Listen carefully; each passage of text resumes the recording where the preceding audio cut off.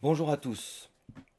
Alors j'ai décidé de reprendre la parole pour cette vidéo parce que là j'ai découvert beaucoup de choses, beaucoup de pistes de travail que j'aimerais vous exposer. Et donc on va commencer ainsi. Donc tout part en fait d'un commentaire que j'ai laissé sur une vidéo de BFM TV qui présentait l'affaire Epstein euh, pendant une demi-heure. Et j'ai laissé un commentaire parce que je trouvais leur reportage superficiel, rien d'étonnant là-dessus. Je laisserai le lien du reportage dans le descriptif. Et donc, vous voyez là le commentaire, j'ai pu récupérer qu'une partie qui a été supprimée dans la minute qui a suivi. Et à partir de là, j'ai fait des recherches et je vais vous exposer un peu tout ça. Et déjà, répondre à cette censure de BFM par un bout de vidéo que j'avais déjà mis en ligne, plus une autre que j'ai traduite pour avancer un peu sur cette affaire Epstein et tout ce qu'on va voir qu'il y a derrière, c'est vraiment énorme. Has long been touted as a billionaire and hedge fund manager for 10-figure investors, but there's very little proof that he was either. Documents have already debunked his billionaire financial status, although he's still reportedly wealthy, $500 million, and the hedge fund he claims to have run only has one known client. Now, this has led many people to speculate that the fund might have been a front for something else, but what? During a raid on Epstein's New York residence, police discovered an expired Austrian passport from the 1980s with Epstein's alias, listing his residence as Saudi Arabia. Epstein's lawyers claim that he acquired the passport decades ago as protection to hide his Jewishness while traveling in the Middle East. New York Magazine, which has done a great job covering this, reports that journalist and friend of Epstein's, Jesse Kornbluth, said Epstein worked for governments in the mid-1980s to recover money looted by African dictators and occasionally subcontracted to those same autocrats to help them hide their stolen money. So what do you think? Was he just a really rich guy who's shady, who has all these connections and is able to do things? Or do you think this is a bigger government conspiracy? Was found dead in his cell. Since then, there have been a bevy of stories, most of which are based on little more than conjecture, so we, for the most part, have kind of shied away from them. But there's one link, one story to Epstein that keeps resurfacing. I want you to listen carefully now to this fascinating story of a guy named Robert Maxwell. And joining us now is George Galloway from across the pond, former MP, all-around truth teller. It's always a pleasure to be able to have George on our newscast to explain things to us that oftentimes are, at least by most people, unexplainable. So suddenly this character, Robert Maxwell, deceased, we should add for our viewers, becomes fascinating. And a lot of people are trying to figure out who this fella is. George, I think there's no one better than you to explain that to us. Who's Robert Maxwell?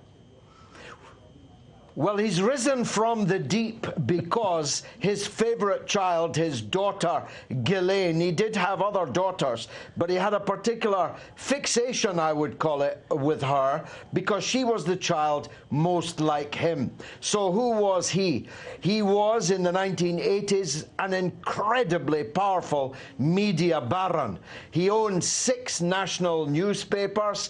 He was a rival to Rupert Murdoch, nowadays much better known, and he was the greatest thief of the 20th century. He stole £500 million in 1980s prices from his own employees' pension funds, and he did many other things too. And I come into his life because I was, first of all, throughout the 1980s, a big critic of his business operation, which I knew was up to no good. And then one night, on a Saturday at the very beginning of the 1990s, Seymour Hersh, the legendary American journalist, caused to be delivered to my home a file of papers, which, to say the least, were very interesting.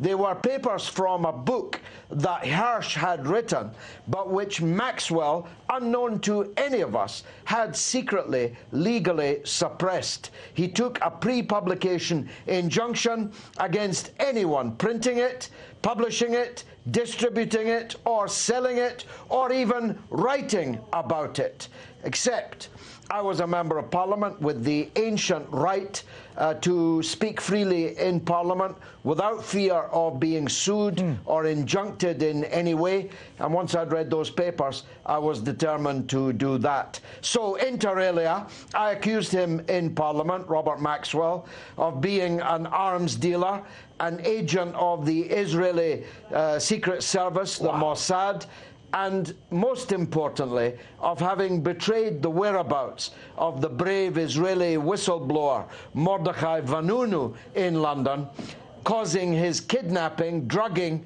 and carting off to Israel, and 20 years nearly of solitary confinement.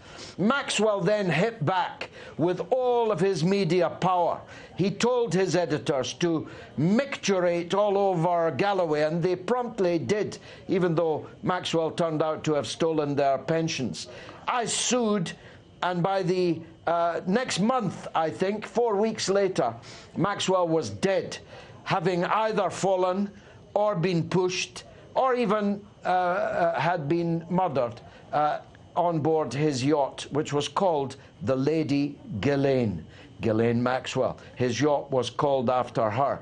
He was then buried with full Israeli state honours on the Mount of Olives, buried by the President and the Prime Minister of Israel, and no less than 7 serving or former heads of the Mossad.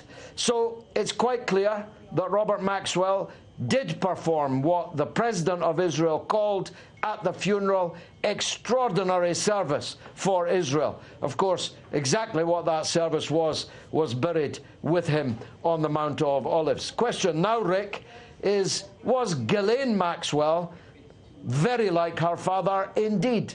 Was she performing an extraordinary service? And if so, by whom in her really tangled relationship with the late Jeffrey Epstein?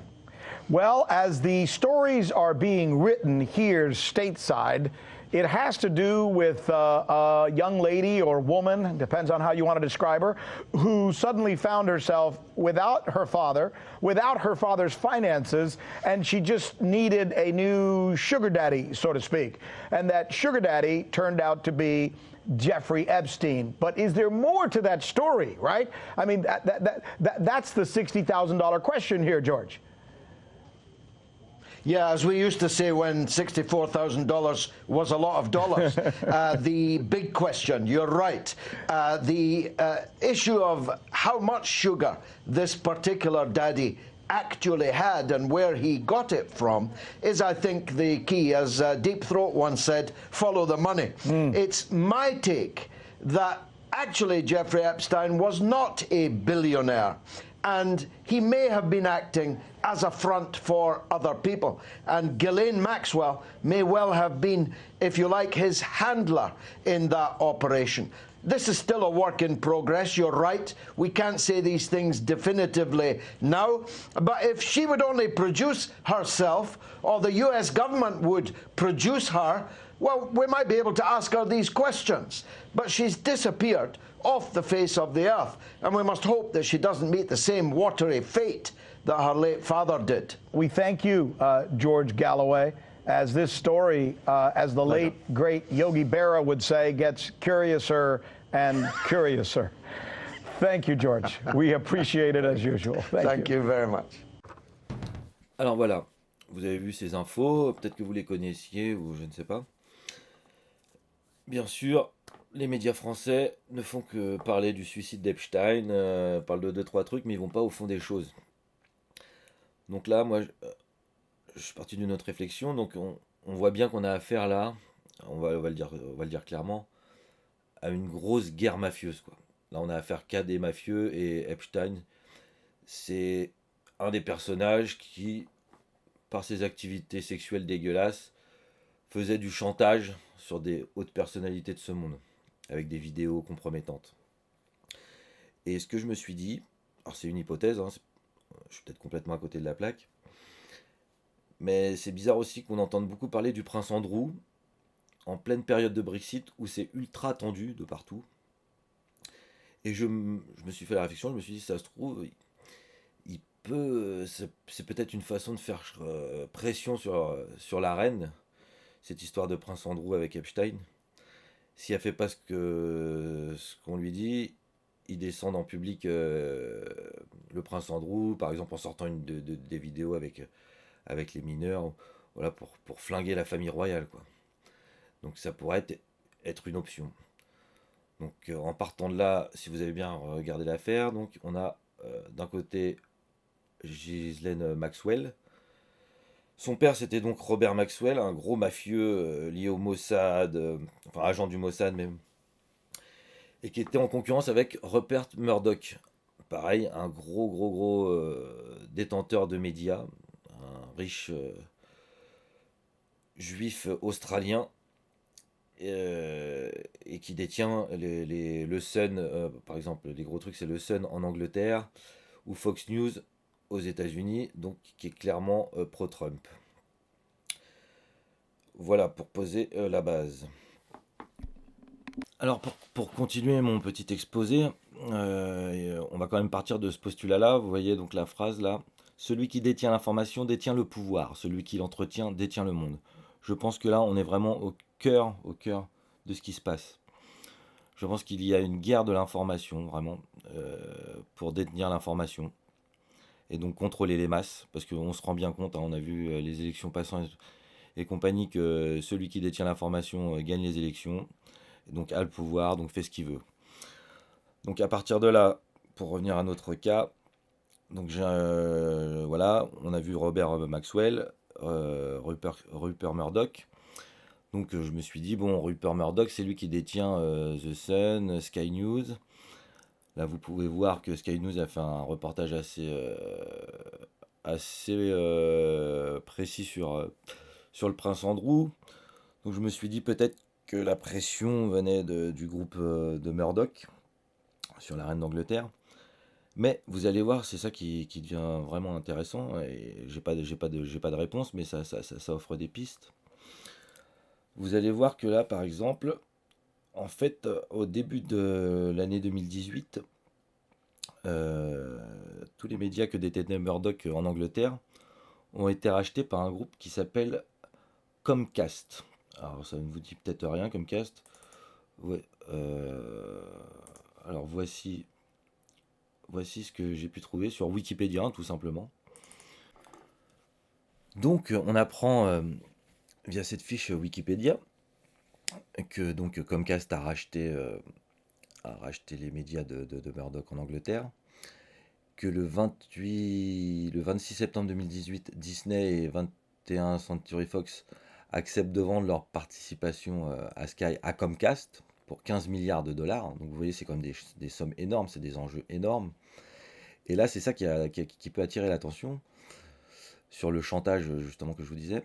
Donc c'est marqué, le 18 octobre 2018, Sky prévient Disney et Discovery des effets du Brexit nécessitant de nouvelles licences de diffusion pour le Royaume-Uni.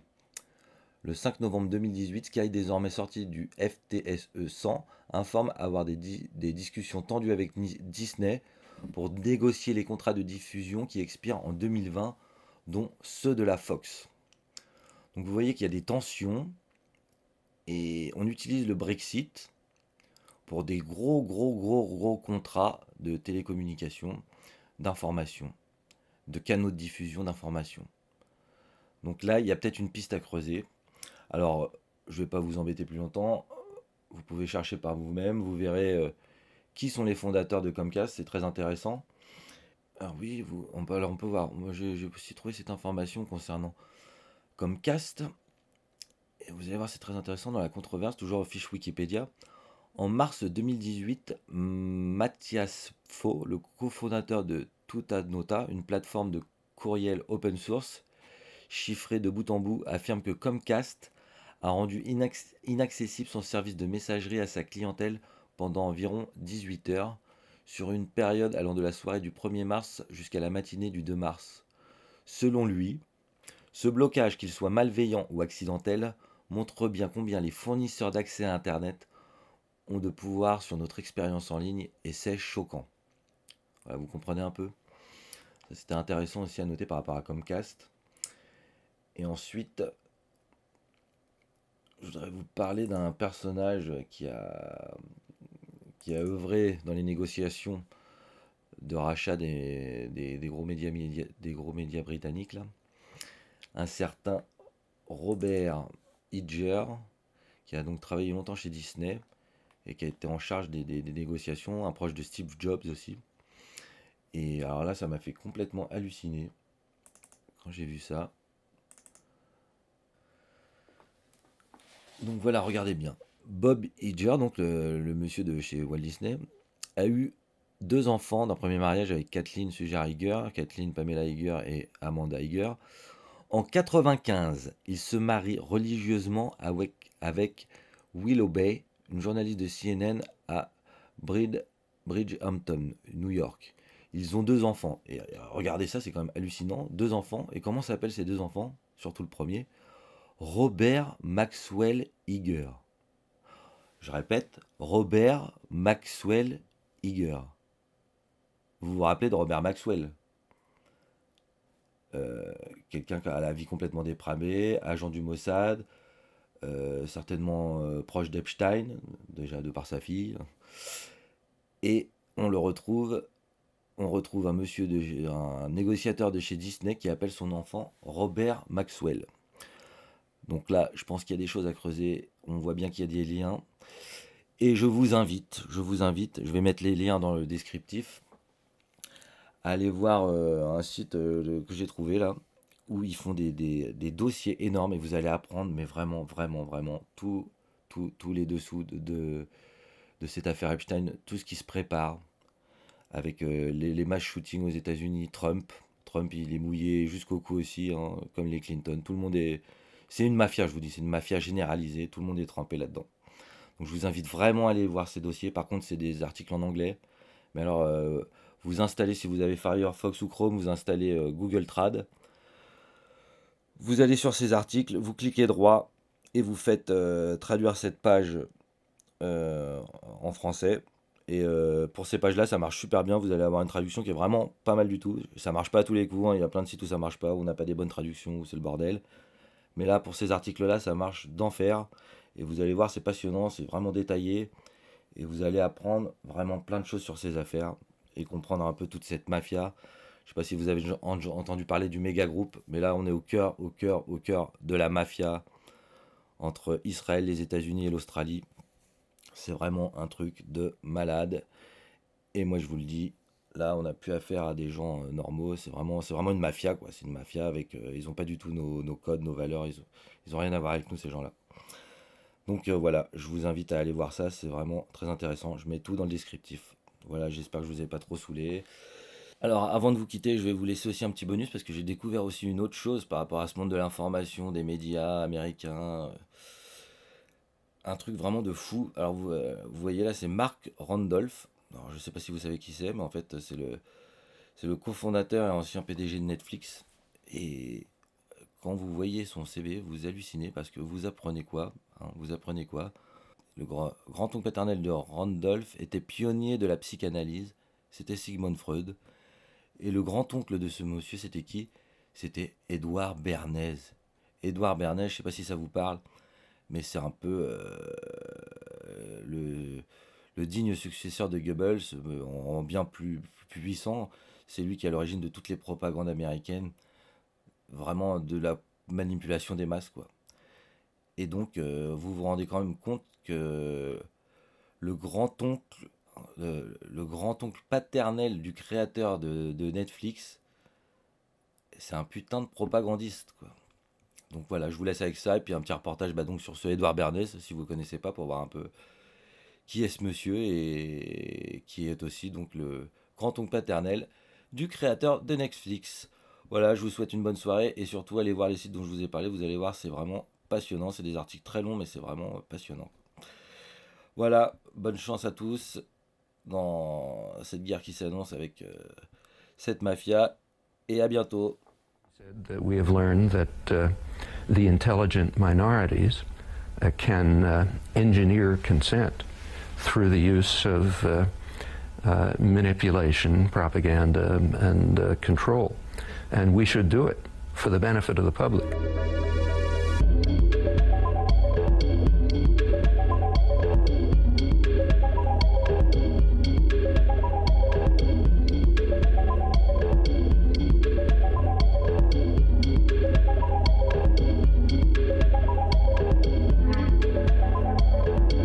was a very controversial guy, but everybody agreed he had played a role that really was very, very important.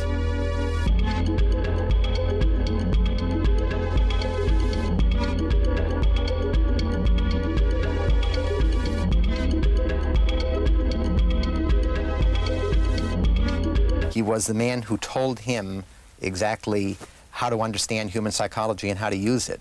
Turn over in his grave if he saw all these things.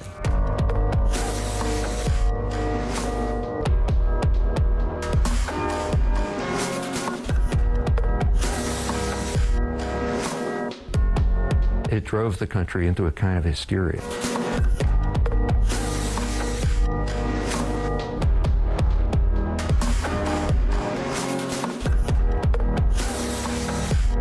The propaganda efforts of the Committee on Public Information, a very Orwellian name, did succeed in driving a pacifist population into raving anti-German fanatics, you know.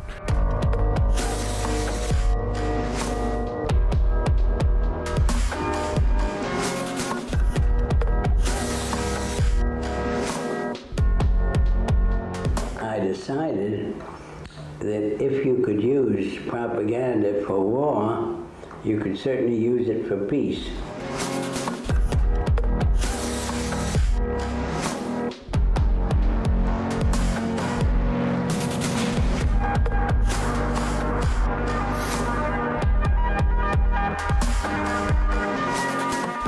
As a result, the sale of bacon went up.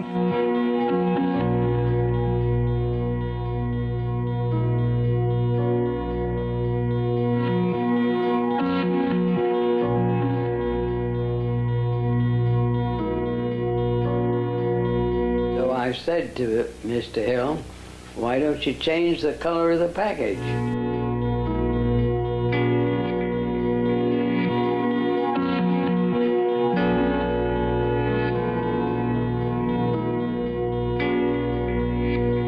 I said to them, gentlemen, green is going to be the color of fashion.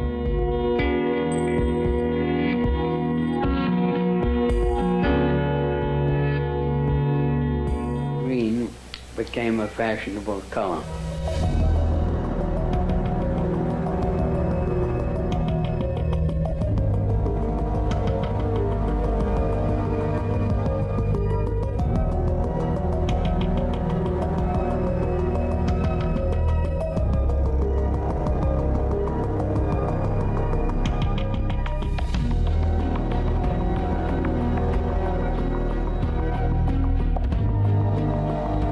And he did play a role on that. He ran the public relations for the propaganda effort to support the overthrow of the democratic government of Guatemala, which led to horrifying atrocities which the country is still suffering from.